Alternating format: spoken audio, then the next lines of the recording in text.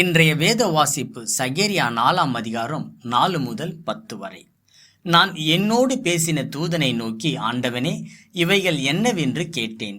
என்னோடு பேசின தூதன் மறுமொழியாக, இவைகள் இன்னதென்று உனக்கு தெரியாதா என்றார். ஆண்டவனே, எனக்கு தெரியாது என்றேன்.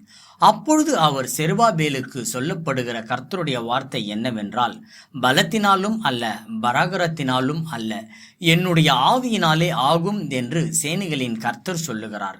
பெரிய பர்வதமே, நீ எம்மாத்திரம். செருபாபேலுக்கு முன்பாக நீ சமபூமியாவாய். தலைக்கல்லை அவன் கொண்டு வருவான், அதற்கு கிருபையுண்டாவதாக, கிருபையுண்டாவதாக என்று ஆர்ப்பரிப்பார்கள் என்றார்.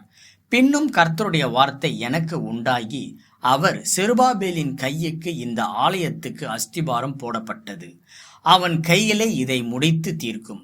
அதனாலே சேனைகளின் கர்த்தர் என்னை உங்களிடத்திற்கு அனுப்பினார் என்று அறிவாய். அற்பமான ஆரம்பத்தின் நாளை யார் அசட்டை பண்ணலாம்? பூமி எங்கும் சுற்றி பார்க்கிறவர்களாகிய கர்த்தருடைய 7 கண்களும் செருபாபேலின் கையில் இருக்கிற தூக்கு நூலை தோஷமாய் பார்க்கிறது என்றார்.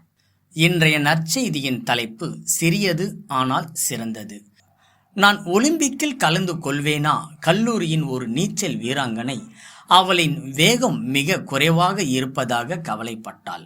ஆனால் கணித பேராசிரியர் கென் ஓனோ அவளது நீச்சல் நுட்பங்களை ஆராய்ந்த பொழுது அவளுடைய நேரத்தை 6 வினாடிக்குள் எப்படி மேம்படுத்துவது என்று யோசித்தார். அதுவே போட்டியில் அவளுடைய வெற்றிக்கு வழிவகுக்க கூடும்.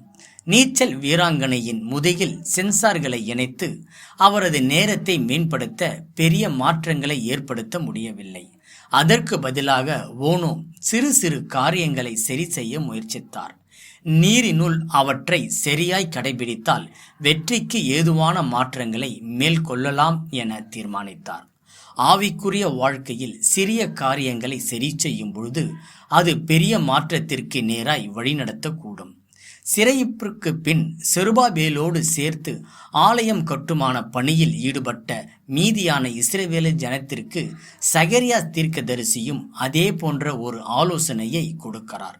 பலத்தினாலும் அல்ல, பராகரத்தினாலும் அல்ல, என்னுடைய ஆவியினாலே ஆகும் என்று சேனைகளின் கர்த்தர் செருபாபேலுக்கு சொல்லுகிறார். அற்பமான ஆரம்பத்தின் நாளை யார் அசட்டை பண்ணலாம் என்று சகரியா கேட்கிறார். தாங்கள் கட்டப்போகிற ஆலயம் சாலமோனால் கட்டப்பட்ட ஆலயத்திற்கு நிகராகாது என்று இஸ்ரவேலர்கள் சோர்ந்து போயிருக்கின்றனர். ஆனால் தன்னில் இருக்கும் சிறு சிறு காரியங்களை மாற்றிக்கொண்டு ஓனாவின் நீச்சல் வீராங்கனை எவ்வாறு ஒலிம்பிக் விளையாட்டில் தங்கம் வென்றாலோ அதுபோல தேவனோடு கூடிய சின்னஞ்சிறு முயற்சிகள் கூட தேவனுடைய நாமத்தை மகிமைப்படுத்தக்கூடும் என்பதை செருபாபேலின் கூட்டம் விசுவாசித்து தேவனில் சிறிதும் சிறந்ததாய் மாறக்கூடும்.